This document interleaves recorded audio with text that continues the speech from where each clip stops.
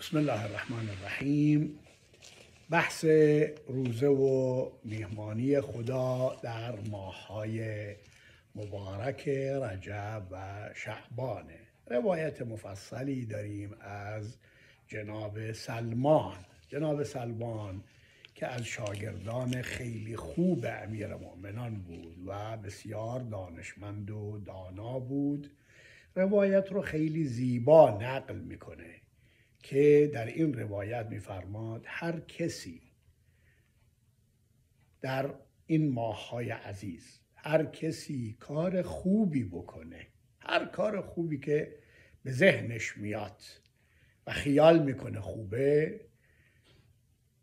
همانند کسی است که یک عمل واجبی را مثل نماز یا حج یا هر کار واجبی را انجام داده بهش پاداش میدن.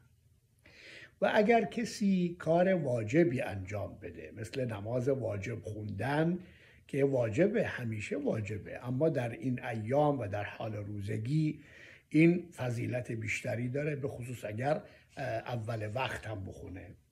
هر کسی نماز واجبی را بخونه و اول وقت بخونه، همانند کسی است که 70 نماز در غیر از این ماه بخوانه. این ماه صبر و صبر پاداشش بهشته.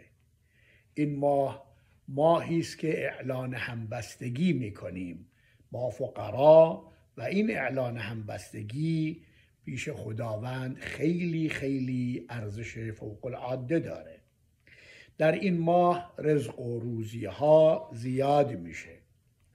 پس اگر کسی روزداری را دعوت بکنه به افطار، تمامی گناهانش پاک میشه و اجر و پاداش آزاد کردن یک بنده مؤمن در راه خدا بهش میدن و این اجر را به او میدن و اجر اون کسی که همانند او روزه رو خورده، یعنی افطار کرده. پس افطار دهنده و افطار کننده همه این پاداش ها رو میگیرن بدون اینکه از کسی پاداشی کم بشه. آیا من و شما در همین مسیر قرار گرفتیم؟